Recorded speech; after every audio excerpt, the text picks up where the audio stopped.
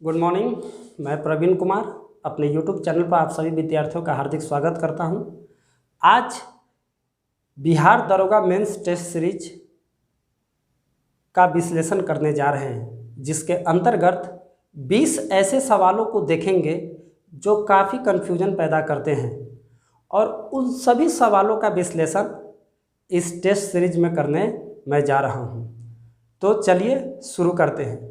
आज का पहला सवाल यह है कि नीति आयोग के अनुसार भारत में नवाचार सूचकांक 2019 में निम्नलिखित में से कौन सा राज्य शीर्षस्थ है, यानी टॉप पर है। तो भारत नवाचार सूचकांक 2019 में कर्नाटक सबसे शीर्ष स्थान पर है। देखिए, ये जो सूचकांक है यह प्रदर्शित की जाती है इंस्टीट्यूट फॉर कॉम्पिटिटिवनेस। इसके साथ मिलकर नीति आयोग भारत नवाचार सूचकांक प्रकाशित करती है। इसकी जो गणना की जाती है उसके दो आधार होते हैं, एक सक्षम और एक प्रदर्शन। सक्षम में मानव पूंजी, शिक्षा, व्यवसाय, कानून एवं सुरक्षित वातावरण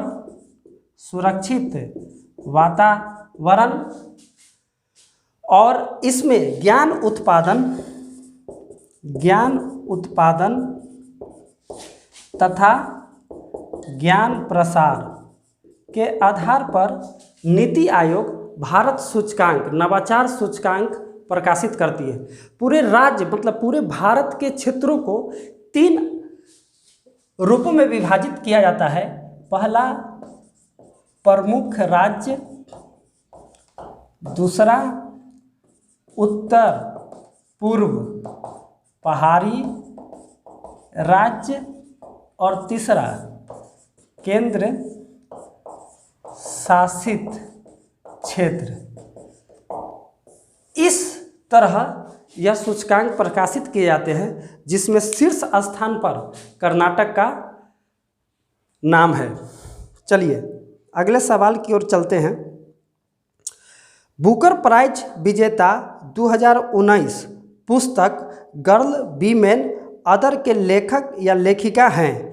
देखिए, ये जो सवाल कर रहा है आपको कि पुस्तक गर्ल वीमेन अदर के लेखक बर्नार्डिन इवारिस्टो है, लेकिन इसका ऑप्शन ए मार्गरेट अटवुड, इसने भी संयुक्त रूप से दोनों मान बुकर पुरस्कार को जीता है 2019 में।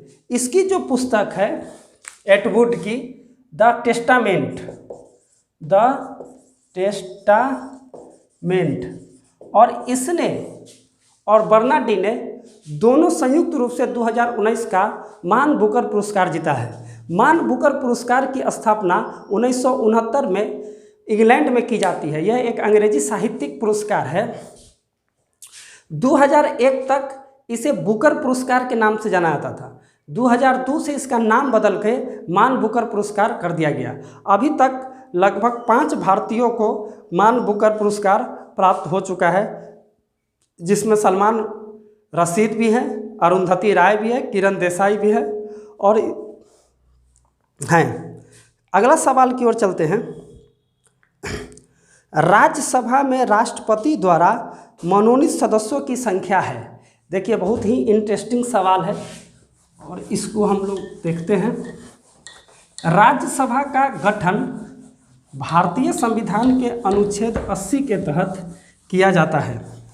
राज्यसभा एक अस्थाई सदन है और इसे उच्च सदन भी कहते हैं। अनुच्छेद आर्टिकल 80 राज्यसभा का गठन भारतीय संविधान के अनुच्छेद 80 के तहत किया जाता है। इसके अधिकतम सीट संख्या 250 से अधिक नहीं होगी, जिसमें 238 राज्य एवं केंद्र शासित प्रदेशों से चुना करके आएंगे और 12 सदस्य राष्ट्रपति कला, साहित्य, विज्ञान या किसी भी ख्याति प्राप्त क्षेत्र से नाम निर्देशित कर सकते हैं। यह एक अस्थायी सदन है, इसे उच्च सदन भी कहा जाता है और इसके 1/3 सदस्य प्रत्येक 2 वर्ष पर अवकाश ग्रहण कर लेते हैं और उतना ही निर्वाचित होते हैं। ये हमेशा याद रखेंगे, 1/3 सदस्य प्रत्येक 2 वर्ष पर अवकाश ग्रहण कर लेते हैं और इतना ही निर्वाचित होते हैं। इनकी जो निर्वाचन होती है वो राज्य विधानमंडल के निर्वाचित सदस्यों द्वारा अनुपातिक प्रतिनिधित्व पद्धति के आधार पर एकल संक्रमणीय मत प्रणाली के द्वारा इनका चुनाव होता है। अनुपातिक प्रतिनिधित्व पद्धति द्वारा एकल संक्रमणीय मत प्रणाली के तहत इनका चुनाव होता है और वो चुनाव राज्य विधानमंडल के निर्वाचित सदस्य करते हैं। इसी में आर्टिकल 80 में ही 80(3) है, 80 सब कॉलम 3। इसके तहत राष्ट्रपति 12 व्यक्तियों का राज्यसभा में नाम निर्देशित करते हैं। लोकसभा में आर्टिकल 331 के तहत 2 व्यक्तियों का नाम निर्देशित करने का अधिकार राष्ट्रपति को था, जो एंग्लो इंडियन समुदाय के होते थे, लेकिन 126वां संवैधानिक संशोधन विधेयक के तहत इस प्रावधान को खत्म कर दिया गया। चले आगे अगला सवाल की ओर चलते हैं। अगला सवाल है, भारतीय प्रधानमंत्री नरेंद्र मोदी द्वारा हाल ही में भूटान में किस जल विद्युत परियोजना का उद्घाटन किया गया है? तो प्रधानमंत्री ने 2019 में जा करके मांगदेच्छू विद्युत परियोजना भूटान में शुरू किया था। जब यह 2014 में प्रधानमंत्री बने थे नरेंद्र मोदी, तो सबसे पहले इनकी जो विदेश यात्रा थी वो भूटान की ही थी। ये एकदम दिमाग में नोट कर लेंगे। अगला सवाल की ओर चलते हैं हम लोग। दांतों और हड्डियाँ किससे मजबूती और दृढ़ता प्राप्त करती है? तो दांत और हड्डियाँ कैल्शियम से मजबूती प्रदान करती है। 4 प्रकार के दांत होते हैं, मोलर, प्रीमोलर, इंसिजर और कैनाइन। हेमिस राष्ट्रीय उद्यान भारत के किस राज्य में है? तो इसका ऑप्शन है ए, जम्मू कश्मीर। हेमिस राष्ट्रीय उद्यान, हेमिस नेशनल पार्क जम्मू कश्मीर में है। अगर इसमें जम्मू कश्मीर नहीं होता, लद्दाख होता, तो इसका आंसर लद्दाख होता। ठीक है, इसीलिए आप ऑप्शन देख लेंगे और ऑप्शन के अनुसार इसको बनाएंगे। अगला सवाल यह है, भारतीय संसद के संयुक्त सत्र की अध्यक्षता कौन करता है? यह बहुत ही अच्छा सवाल है और इसको ध्यान से समझेंगे। इसमें एग्जाम हॉल में जाने के बाद बहुत सारे बच्चे जानते हुए भी गलत कर जाते हैं कि संयुक्त अधिवेशन की अध्यक्षता कौन करता है। देखिए ध्यान से सुनिए, भारतीय संविधान का अनुच्छेद 108 के तहत संयुक्त अधिवेशन का प्रावधान किया गया है। संयुक्त अधिवेशन कब बुलाए जाते हैं?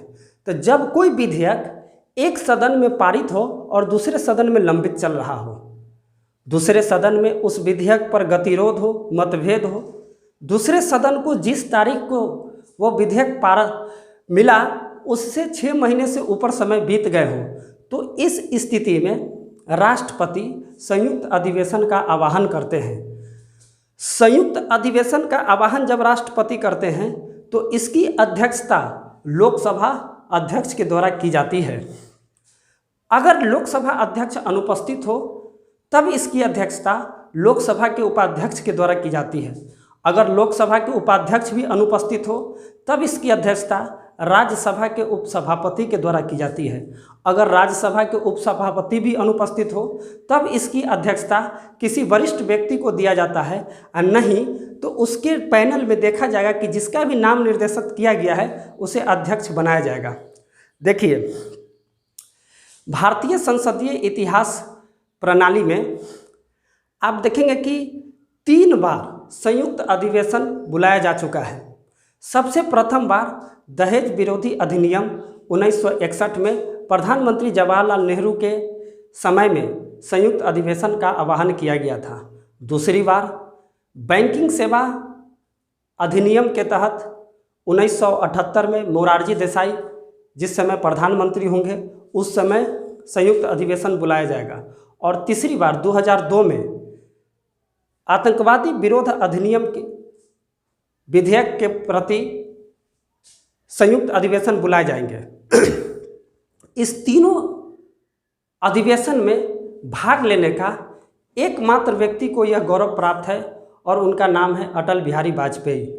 इन्होंने तीनों अधिवेशन में भाग लिया था और अपना मत दिया था। यहाँ ध्यान देने वाली बात यह है कि संयुक्त अधिवेशन धन विधेयक पर और संवैधानिक संशोधन विधेयक पर बुलाए नहीं जाते हैं। एकदम इसको नोट कर लेंगे कि संयुक्त अधिवेशन धन विधेयक पर और संवैधानिक संशोधन विधेयक पर कभी बुलाए नहीं जाते हैं। तो इसका आंसर होगा लोकसभा के अध्यक्ष। इस चीज़ को दिमाग में फिर से मैं रिपीट कर देना चाहता हूं कि अगर संयुक्त अधिवेशन की अध्यक्षता के दिन लोकसभा के अध्यक्ष अनुपस्थित हो तो अध्यक्षता लोकसभा के उपाध्यक्ष करेंगे। अगर वो भी अनुपस्थित हो तो राज्यसभा के उपसभापति करेंगे। अगर वो भी अनुपस्थित हो तो उस पैनल में जिसका भी नाम निर्देशित किया गया होगा उसको अध्यक्षता करनी होगी, या फिर किसी भी वरिष्ठ व्यक्ति को संयुक्त अधिवेशन की अध्यक्षता करने के लिए कहा जा सकता है। इसका आह्वान राष्ट्रपति के द्वारा होता है। आइए अगला सवाल की ओर चलते हैं। वर्तमान में भारत के महान्यायवादी निम्न में से कौन है? बहुत ही अच्छा सवाल है, चलिए देखते हैं। देखिए, भारतीय संविधान के अनुच्छेद 76 के तहत महान्यायवादी का प्रावधान किया गया है, जिसकी नियुक्ति राष्ट्रपति के द्वारा होती है। उच्चतम न्यायालय के न्यायाधीश बनने की योग्यता रखने वाले किसी भी व्यक्ति को राष्ट्रपति महान्यायवादी नियुक्त कर सकते हैं और यह महान्यायवादी राष्ट्रपति के प्रसाद पर्यंत पद धारण करता है। यह भारत सरकार का विधिक सलाहकार होता है और इसे भारत के राज्य क्षेत्र में किसी भी न्यायालय में जाकर के भारत सरकार के पक्ष को रखने का अधिकार होता है। महान्यायवादी न तो संसद का सदस्य होता है और न ही मंत्रिमंडल का सदस्य होता है, फिर भी इसे संसद में बोलने का, उसके समिति में बोलने का अधिकार होता है, लेकिन ये मत नहीं दे सकता है। अभी वर्तमान में महान्यायवादी के वेणुगोपाल हैं। अगला सवाल की ओर चलते हैं। अगला सवाल ये है, एड्स के विषाणु किसे नष्ट कर देते हैं? बहुत ही अच्छा सवाल है। एड्स जिसका फुल फॉर्म होता है एक्वायर्ड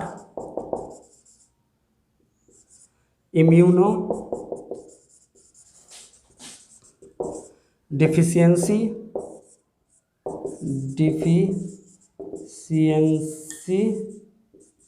सिंड्रोम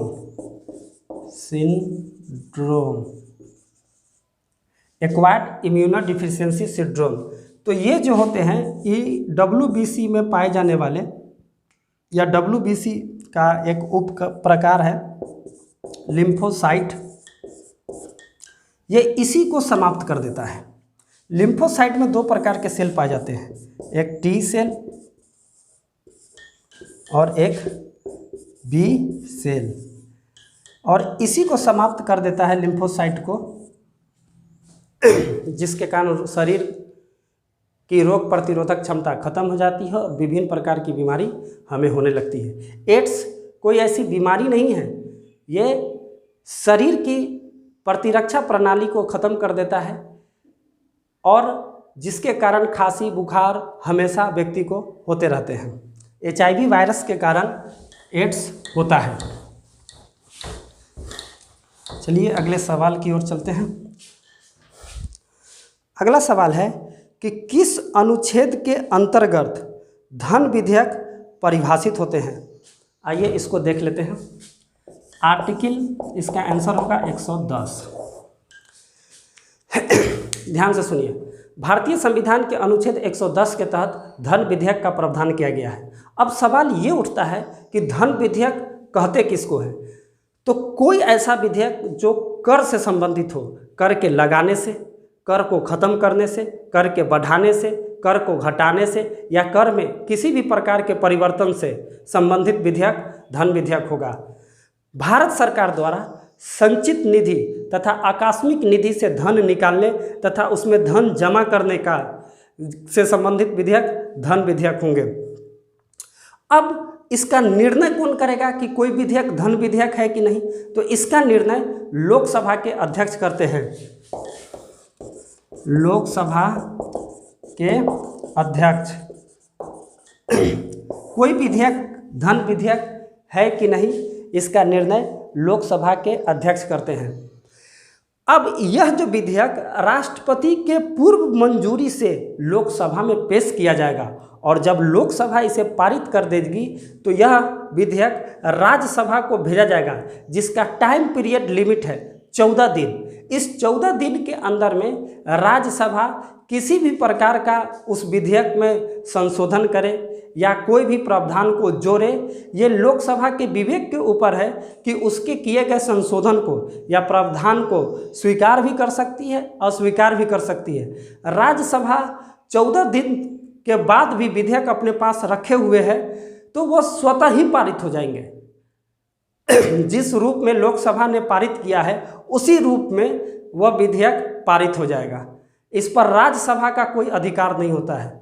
धन विधेयक पर राज्यसभा के कोई अधिकार नहीं होते हैं। यह पहले ही राष्ट्रपति की मंजूरी से लोकसभा में पेश कर दिए जाते हैं।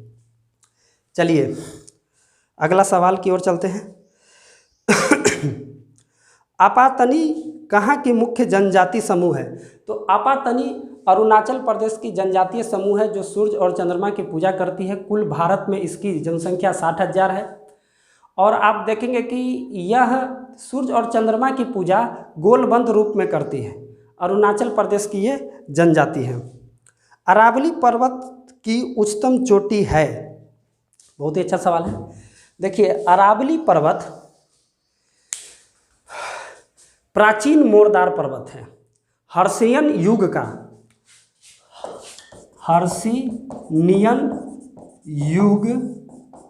का प्राचीन मोरदार पर्वत।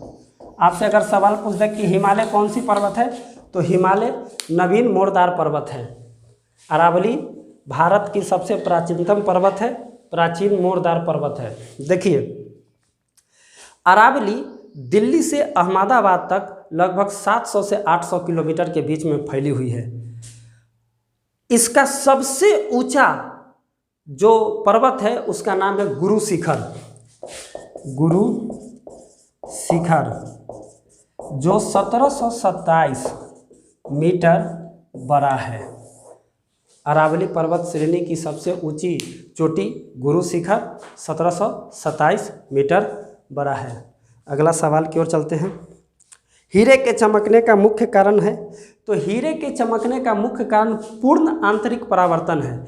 हीरे का चमकना, रेगिस्तान में मृच्छिका का बनना, कांच की दरारों का चमकना, ये सभी पूर्ण आंतरिक परावर्तन के कारण होते हैं। अगला सवाल है सती प्रथा को ब्रिटिश भारत में किसके शासनकाल में असंवैधानिक घोषित किया गया था? सती प्रथा भारत की बहुत ही अवैधानिक प्रथाओं में से एक है। देखिए सती प्रथा के कुछ इतिहास के बारे में मैं आपको बताता हूँ। रामायण काल में इतिहासकारों का मानना है कि सती प्रथा का प्रचलन नहीं था। महाभारत के समय में सती प्रथा का भी प्रचलन नहीं था, लेकिन कुछ इतिहासकारों का कहना है कि राजा पांडु की दूसरी पत्नी माद्री वो सती हो गई थी। तो एक दो ये उदाहरण है, लेकिन द्रोणाचार्य की पत्नी तो सती नहीं हुई थी। तो आगे चलते हैं। जब सिंधु सभ्यता की बात आएगी, हमारे यहाँ भारत की सबसे प्राचीनतम सभ्यता सिंधु सभ्यता है, तो सिंधु सभ्यता में भी सती प्रथा का प्रचलन नहीं था। कुछ इतिहासकारों का मानना है कि लोथल और कालीबंगा में सती प्रथा के प्रचलन थे। क्यों? क्योंकि वहाँ दो व्यक्तियों का शव एक साथ पाया गया है।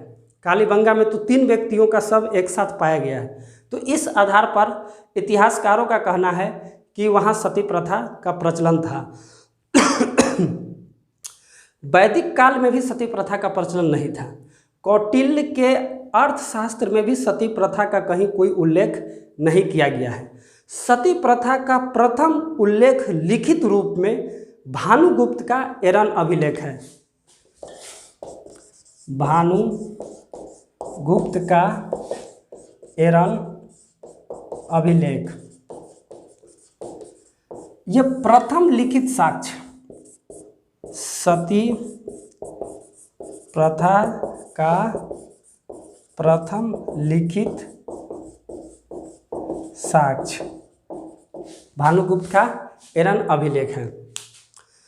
सती प्रथा की समाप्ति 1829 में राजा राम मोहन राय के सहयोग से लॉर्ड विलियम बेंटिक ने किया था। लॉर्ड विलियम बेंटिक भारत का प्रथम गवर्नर जनरल है।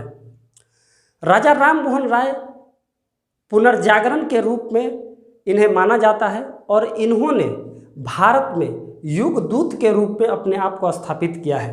राजा राम मोहन राय ने पत्रिकाएं भी प्रकाशित की थी। एक पत्रिका संवाद कौमुदी, ये इससे खूब सवाल पूछेगा। संवाद कौमुदी ये बंगाली भाषा में था, बंगाली भाषा में, नोट कर लेंगे सब। मीरात उल अखबार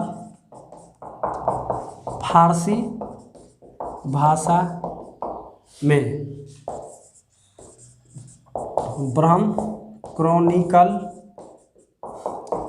अंग्रेजी भाषा में।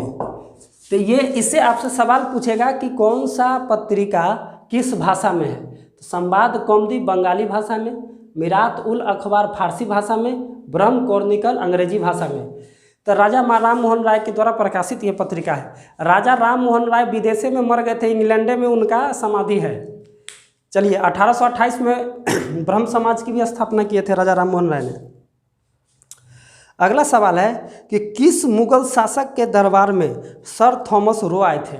तो सर थॉमस रो 1615 में जहांगीर के दरबार में आया था, उसे व्यापारिक छूट लेने के लिए। अजमेर के किला में जहांगीर से ये मिला था। ये भी सवाल आपसे कभी कभी पूछेगा कि किस किला में जहांगीर से मिला था। तो अजमेर के किला में, अजमेर के किला में ये सर थॉमस रो और जहांगीर मिले थे।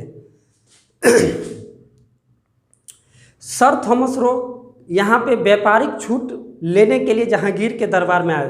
कुछ इतिहासकारों का मानना है कि सर थॉमस रो ने एक नक्शा, जो विश्व का नक्शा था, जहांगीर के हाथों में देते हुए कहा कि मैं आपको पूरा विश्व दे रहा हूँ। अब जहांगीर को क्या पता था कि यहाँ से हमारा ही देश खत्म हो रहा है, हमारा ही राजपाट खत्म हो रहे हैं। चलिए अगला सवाल की ओर चलते हैं।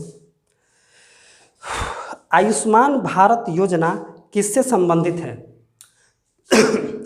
14 अप्रैल 2018 को बाबा साहब की जयंती पर भारत के प्रधानमंत्री नरेंद्र मोदी ने आयुष्मान भारत योजना लॉन्च किया।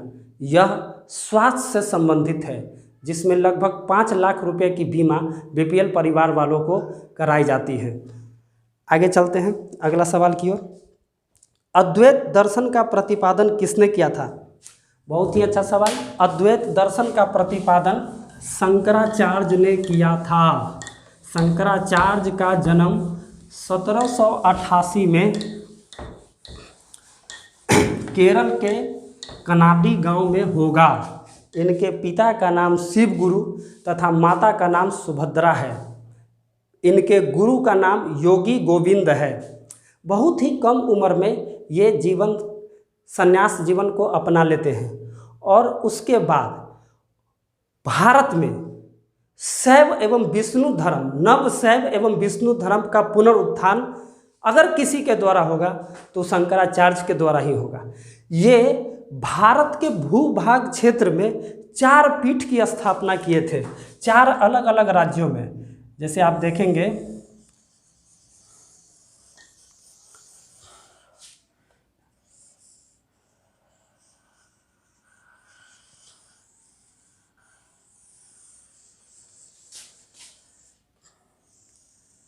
ये आपका भारत। तो भारत यहाँ पे उत्तराखंड है, यहाँ ज्योतिर्पीठ, ज्योतिर्पीठ उत्तराखंड में, उत्तराखंड में ज्योतिर्पीठ उत्तराखंड में। यहाँ पे उड़ीसा में गोवर्धन पीठ, गोवर्धन पीठ उड़ीसा पुरी में। यहाँ पे शारदा पीठ द्वारिका में, शारदा पीठ गुजरात।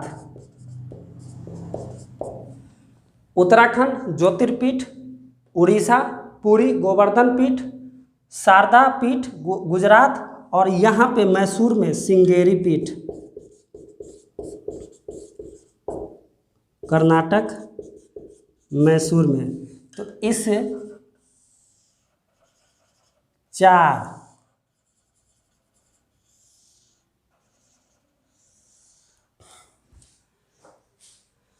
पीठ की स्थापना शंकराचार्य ने किया था। इन्होंने गीता भाष्य की भी रचना की थी। ठीक है, ध्यान से सुनिएगा, इन्होंने किसकी रचना की थी? गीता भाष्य की भी रचना की थी।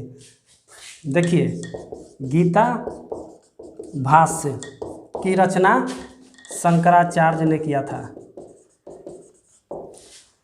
महाभाष्य की रचना पतंजलि ने किया था। गीता रहस्य की रचना बाल गंगाधर तिलक ने मांडले जेल में किया था। तो इसमें कंफ्यूज मत होइएगा, गीता भाष्य की रचना शंकराचार्य ने किया था, महाभाष्य की रचना पतंजलि ने किया था, गीता रहस्य की रचना बाल गंगाधर तिलक ने किया था मांडले जेल में। शंकराचार्य ने 4 पीठ की स्थापना की थी, ज्योतिर्पीठ उत्तराखंड, शारदा पीठ गुजरात, श्रृंगेरी पीठ कर्नाटक, गोवर्धन पीठ उड़ीसा। चलिए अगले सवाल की ओर चलते हैं। पोलियो तथा चेचक की बीमारी होने का कारण है। पोलियो तथा चेचक की बीमारी विषाणु के कारण होते हैं। अभी भारत में या पूरे विश्व में कोविड-19, CO से कोरोना, VI से वायरस, D से डिजीज का प्रचलन चला हुआ है। हजारों लोग मारे जा चुके हैं और न जाने कितने लोग मरेंगे। इसीलिए आप घर में रहिए, सुरक्षित रहिए। कोरोना से बचने की कोई अभी तक दवा नहीं बन पाई है। इसी का अगर कोई बचाव है तो स्टे होम, कहीं ना जाइए, मास्क और हाथ में दस्ताना लेकर के ही कहीं पे भी जाइए। चलिए अगला सवाल की ओर चलते हैं। इसको मिटा दूं, ये सब नोट करते चलेंगे। अगला सवाल है, किसी राज्य में अनुच्छेद 356 के अधीन कितने समय से अधिक राष्ट्रपति शासन लगाने की घोषणा के लिए संसद का समर्थन होना चाहिए? तो भारतीय संविधान के अनुच्छेद 356 के तहत राष्ट्रपति शासन का प्रावधान किया गया है। जब किसी भी राज्य में संवैधानिक तंत्र विफल हो जाता है तो राष्ट्रपति 2 माह के लिए राष्ट्रपति शासन लगाते हैं। इस 2 माह के अंदर में संसद द्वारा अनुमोदित कर देने पर यही राष्ट्रपति शासन 6 माह के लिए हो जाता है। और अधिकतम राष्ट्रपति शासन 3 वर्ष के लिए 3 वर्ष के लिए लगाया जा सकता है। अधिकतम, सबसे पहले राष्ट्रपति शासन पंजाब में लगे थे और सबसे कम दिनों का राष्ट्रपति शासन कर्नाटक में लगा था। कहा जाता है कि सबसे अधिक दिनों का राष्ट्रपति शासन जम्मू कश्मीर में लगे थे। सबसे अधिक दिन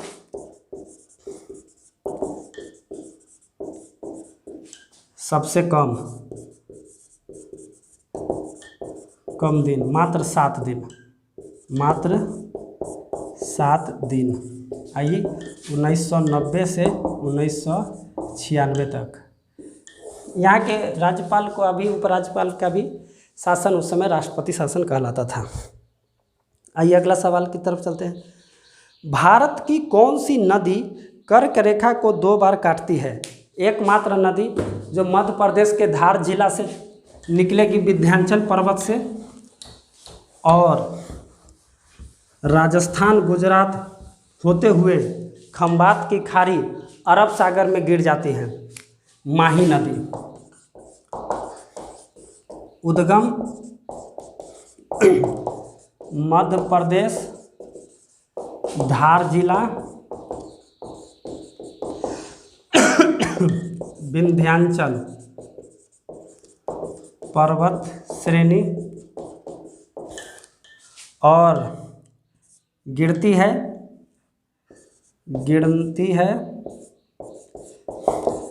खंभात की खाड़ी अरब सागर में। यही नदी है जो कर्क रेखा को राजस्थान और गुजरात में दो जगह काटती है। भारत में कर्क रेखा 8 राज्यों से होकर के गुजरती है। नोट कर लेंगे, खूब सवाल आता है। गुजरात, राजस्थान, मध्य प्रदेश, छत्तीसगढ़, झारखंड, पश्चिम बंगाल, त्रिपुरा, मिजोरम। हो गया 8। 1 2 3 4 5 6 7 8। गुजरात, राजस्थान, मध्य प्रदेश, छत्तीसगढ़, झारखंड, पश्चिम बंगाल, त्रिपुरा, मिजोरम। अब यह कर्क रेखा होता क्या है इसको समझ लेते हैं। थोड़ा ज्योग्राफी का टर्म है, बहुत ही इम्पोर्टेंट है ये। 8 राज्यों से होकर के कर्क रेखा गुजरती है। मार्कर नहीं है यहाँ पे। चलिए देखिए, माना कि ये ग्लोब है आपका और ग्लोब के बीचों बीच जो रेखा 0 डिग्री की अक्षांश रेखा है इसे विषुवत रेखा बोलते हैं। विषुवत रेखा या नीचे में लिख देता हूँ भूमध्य रेखा। अब यह आप ग्लोब 2 भागों में बट गया, उत्तरी गोलार्ध, दक्षिणी गोलार्ध, यानी कि एक गोलार्ध को विषुवत रेखा 2 गोलार्धों में बांट रहा है, उत्तरी गोलार्ध, दक्षिणी गोलार्ध। तो इसे बोलेंगे नॉर्थ, इसे साउथ। तो इसके ठीक 23.5 डिग्री और इसके ठीक 23.5 डिग्री के अक्षांश रेखा को उत्तरी गोलार्ध में कर्क रेखा और इसके दक्षिणी गोलार्ध में मकर रेखा कहते हैं। सूर्य यानी कि जब पृथ्वी दीर्घवृत्तीय कार्य कक्षा में सूर्य की परिक्रमा करेगा, 365 दिन में एक चक्कर लगाएगा, तो सूर्य की जो परपेंडिकुलर लंबवत होने की क्रिया है वह उत्तरी गोलार्ध में 23.5 डिग्री तक, दक्षिणी गोलार्ध में 23.5 डिग्री तक। तो जब सूर्य उत्तरी गोलार्ध में 23.5 डिग्री पर कर्क रेखा पर लंबवत होगा तो वो दिन होगा 21 जून, जिस दिन हम योग दिवस मनाएंगे। और इस दिन उत्तरी गोलार्ध का सबसे बड़ा दिन तथा उत्तरी गोलार्ध का रात छोटी। और इसी दिन 21 जून को ही दक्षिणी गोलार्ध का छोटा दिन रात बड़ी। ठीक है, इस चीज को पूरा समझने के लिए आप मेरा ज्योग्राफी वाला वीडियो देख लेंगे। अब जब सूर्य दक्षिणी गोलार्ध में मकर रेखा पर परपेंडिकुलर यानी लंबवत होगा तो वो डेट होगा 22 दिसंबर। इस दिन दक्षिणी गोलार्ध का बड़ा दिन तथा रातें छोटी होगी। और इसी दिन उत्तरी गोलार्ध का छोटा दिन तथा रातें बड़ी होंगी। यानी कि हमारे यहाँ जो रात बड़ी होगा वो 22 दिसंबर को होगा। इस चीज़ को एकदम समझ लेंगे। 21 जून को उत्तरी गोलार्ध का सबसे बड़ा दिन तथा रातें छोटी। उसी दिन 21 जून को ही दक्षिणी गोलार्ध का दिन छोटा रातें बड़ी। ठीक उसी तरह 22 दिसंबर को दक्षिणी गोलार्ध का सबसे बड़ा दिन रातें छोटी और उत्तरी गोलार्ध में छोटा दिन रातें बड़ी। चलिए अगले सवाल की ओर चलते हैं। वुलर झील किसकी क्रिया के कारण बनी है? तो वुलर झील मीठे पानी की झील है और ये विवर्तनिकी क्रिया के कारण बनी है। इसका आंसर होगा विवर्तनिकी, ऑप्शन में सी। निम्नलिखित में से कौन सी बौद्ध सभाएं कनिष्क के शासनकाल में हुआ था? तो महात्मा बुद्ध का जन्म 563 ईसा पूर्व में लुम्बिनी कपिलवस्तु में होता है और इनकी मृत्यु 483 ईसा पूर्व में कुशीनाड़ा में, वर्तमान देवरिया जिला यूपी में होती है। तो जब इनकी मृत्यु 483 BC में होगी तो उस साल ही बहुत बड़े बौद्ध सभा का आयोजन किया जाएगा, बौद्ध संगति का आयोजन किया जाएगा और इतिहास में 4 बौद्ध सभाएं आयोजित हुई थी, जिसमें प्रथम बौद्ध सभा अजातशत्रु के शासनकाल में, जिसमें अध्यक्ष महाकश्यप उपाली बनेंगे, तो राजगिरी सप्तपर्णी गुफा में होगा। अध्यक्ष कौन है? महाकश्यप उपाली। शासक कौन है? अजातशत्रु। तो इस दिन 2 पिटक की रचना हुई थी, एक सूत पिटक, एक विनय पिटक।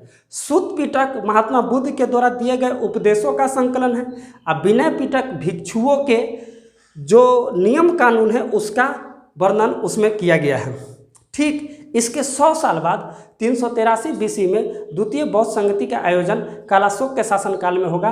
अध्यक्ष बनेंगे सवाकामी और इस बौद्ध संगति में, ये वैशाली में आयोजित की जाती है, इस बौद्ध संगति में बौद्ध धर्म 2 भागों में बढ़ जाएगा, स्थिरवाद और महासंघिका में। तीसरी बौद्ध संगति अशोक के शासनकाल में होगी और इसके अध्यक्ष होंगे मोगलीपुत्र तीस। इस बौद्ध सभा में बौद्ध धर्म में एक और पिटक की रचना की जाएगी और उस पिटक का नाम होगा अभिधम पिटक। तो पिटक की संख्या कितने? 3, इसीलिए इसको कहा गया है त्रिपिटक। सूत पिटक, विनय पिटक, अभिधम पिटक। तीसरी बौद्ध संगति पाटलिपुत्र पटना में आयोजित की गई थी और चौथी बौद्ध संगति कुंडन वन कश्मीर में आयोजित की जाएगी, जिसके अध्यक्ष होंगे वसुमित्र और उपाध्यक्ष होंगे अश्वघोष।